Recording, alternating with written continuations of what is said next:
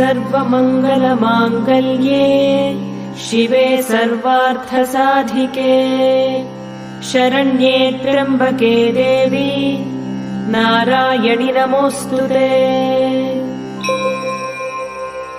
अस्य श्रीललिता सहस्रनाम स्तोत्रमाला मन्त्रस्य वशिन्यादिवाग्देवता ऋषयः अनुष्टुप् छन्दः श्रीललिता परमेश्वरी देवता श्रीमद्वाग्भवकूटेति बीजम् मध्यकूटेति शक्तिः शक्तिकूटेति कीलकम् श्रीललिता महात्रिपुरसुन्दरी प्रसादसिद्धिद्वारा चिन्तितफलावाप्त्यर्थे जपे विनियोगः।